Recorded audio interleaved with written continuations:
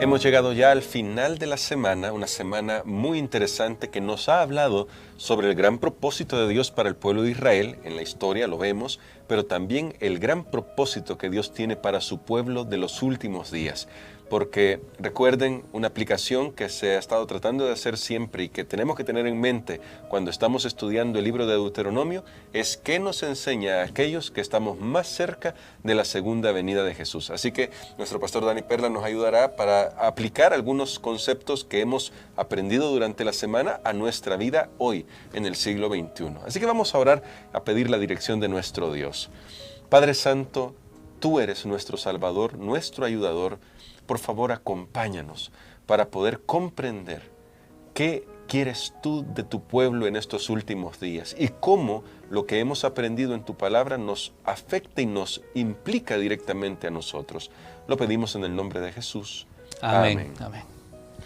Pastor, durante esta semana vimos varios temas, pero me gustaría comenzar para hacer este resumen con una pregunta respecto a un tema que estudiamos durante la semana, añadir o quitar. No debemos hacer ninguna de esas cosas, ni añadir ni quitar, dice la Biblia, porque hay un enemigo que está queriendo hacer esto.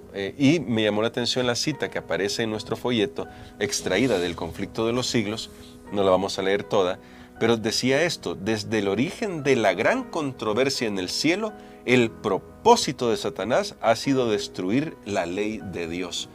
Pastor, quiere decir que cada vez que en algún momento queremos añadir o quitarle a la ley, cualquiera de esos dos extremos, ¿estamos solamente siguiendo los propósitos del enemigo de Dios?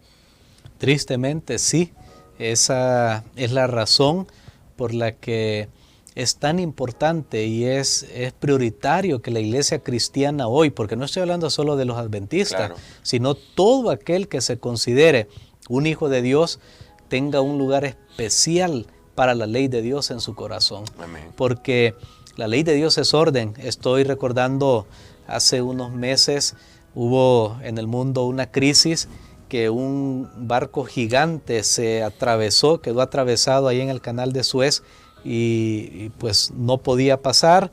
Es un canal muy angosto, otros barcos no podían pasar y todo eso ha costado al mundo miles de millones de dólares pérdidas, porque tan solo ese acto que podía ser pues un accidente, a cualquiera le sucede, pero tenía consecuencias enormes que todavía las estamos pagando en el asunto de distribución y manejo de los contenedores en el mundo.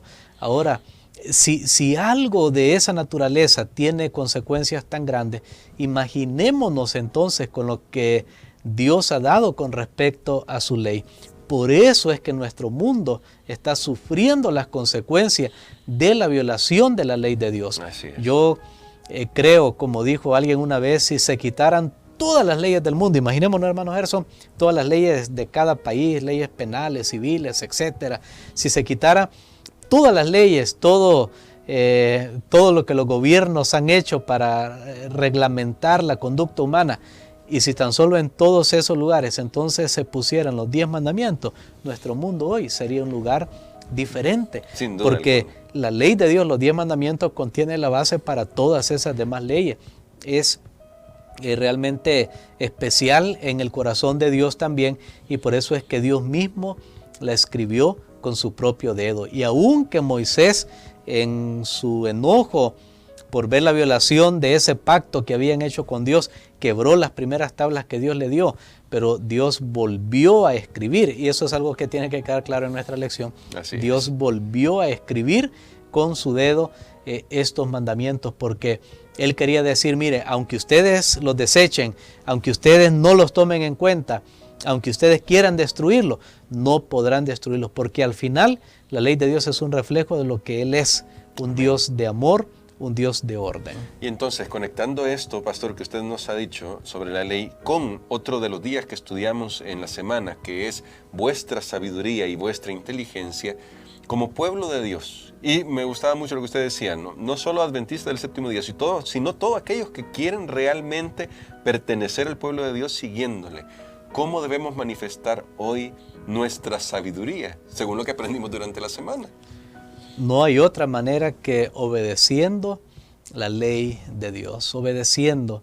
La obediencia lleva a la prosperidad que da Dios, no una prosperidad solamente pasajera, una prosperidad material como vemos nosotros últimamente. Por ejemplo, es triste escuchar tanto asunto de drogas y de la distribución de eso, y muchas de esas personas que se encargan de ese negocio llegan a tener una prosperidad financiera, económica, pero ¿cuánto dura eso? ¿Cuál es el final de ese camino?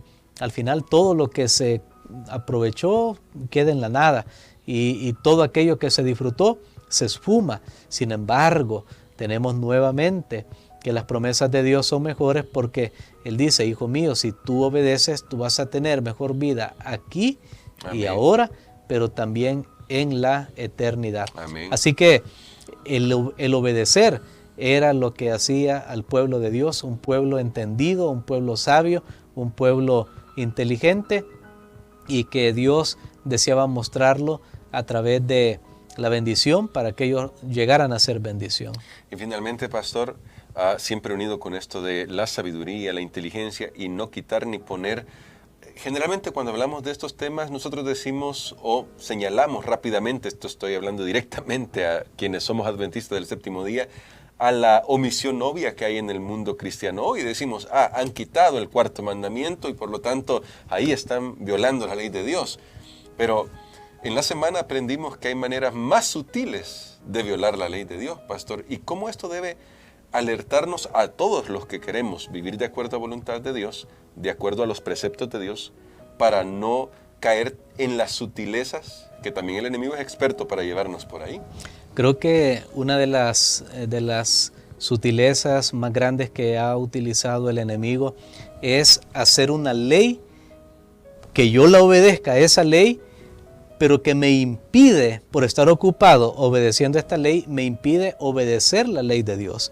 Le pasó al pueblo de Israel. Wow. Y de alguna manera eso tranquiliza mi conciencia, porque yo digo: bueno, no, yo estoy guardando una ley, pero estoy olvidando la ley que Dios dio.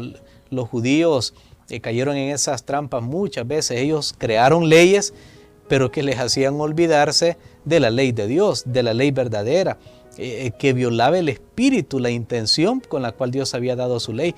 Y ahora, en la actualidad, también nos puede suceder. Por ejemplo, hay un mandamiento que dice: acuérdate del día sábado para santificarlo.